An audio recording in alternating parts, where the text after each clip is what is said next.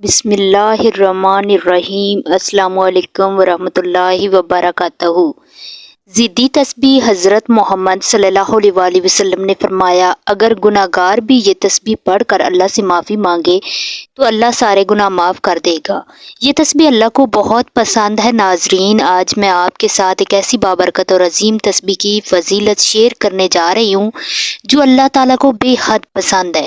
کہا جاتا ہے کہ اگر کوئی انسان بہت زیادہ گنہگار بھی ہو، ایسا گنہگار جس سے زندگی میں بار بار غلطیاں ہوئی ہوں، جس نے جھوٹ بولا ہو، چوری کی ہو، دل دکھائے ہوں، گناہوں میں مبتلا رہا ہو اور اسے اپنے انجام کا بھی خوف ہو، پھر بھی جب اس کے دل میں ایک لمحے کے لیے پچھتاوا آ جائے، جاگ اٹھے، اس کا دل بے چین ہو جائے اور وہ اللہ کی طرف پلٹنے کا سوچے، تو اس وقت اگر اس کے منہ سے یہ مبارک الفاظ نکل جائیں تو اللہ تعالیٰ اپنے بندے کو مایوس نہیں کرتا، بلکہ اس کے گناہوں کو معاف فرما دیتا ہے، کیونکہ اللہ تعالیٰ اپنے بندے کی توبہ کو بہت پسند کرتا ہے۔ اور یہ تسبیح ایسی ہے جس کا ہر لفظ اللہ کو محبوب ہے۔ کہا جاتا ہے کہ یہ کلمات عرش الہی پر بھی لکھے ہوئے ہیں۔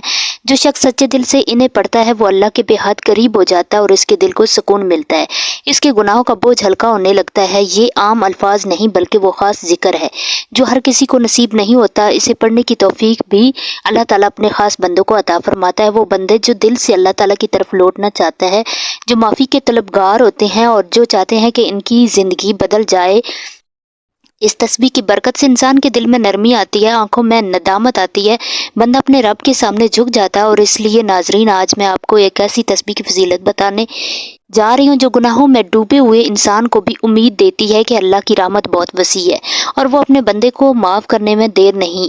حضرت زید بن خالد رضی اللہ تعالیٰ عنہ کہتے ہیں کہ مجھے جناب رسول صلی اللہ علیہ وسلم نے بھیجا کہ لوگوں کو کچھ خبری سناؤ کہ جس نے یہ کلمات پڑھے اس کے لیے جنت ہے۔ ناظرین، یہ ایسی مبارک تسبیح ہے، دنیا اور آخرت کی بے شمار بھلائیاں اس میں چھپی ہوئی ہیں۔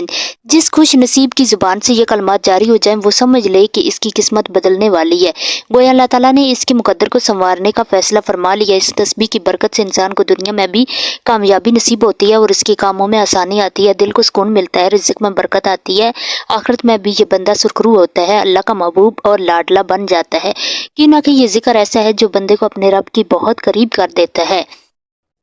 جو شخص اسے پڑھنے کی عادت بنا لیتا ہے وہ اللہ کی خاص رحمتوں میں آ جاتا ہے اور اس کے گناہ معاف ہوتے ہیں، اس کی پریشانیاں کم ہونے لگتی ہیں، اس کے لیے خیر کے دروازے کھلنے لگتے ہیں اور ایسے لوگ دنیا اور آخرت دونوں میں کامیاب ہونے لگتے ہیں، کیوں نہ کہ اللہ تعالیٰ ان سے راضی ہو جاتا ہے۔ یہ کلمات عام نہیں بلکہ بہت بڑی فضیلت والے ہیں۔ حضرت عبداللہ بن عمر بن عاص رضی اللہ تعالیٰ عنہ کہتے ہیں کہ رسول پاک صلی اللہ علیہ وسلم نے فرمایا، اللہ تعالیٰ قیامت کے دن میری امت کے ایک شخص کو سارے لوگوں کے سامنے نکال کر لائے گا اور اس کے سامنے اس کے گناہوں کے 99 دفتر پھیلائے جائیں گے، ہر دفتر حد نگاہ تک ہوگا۔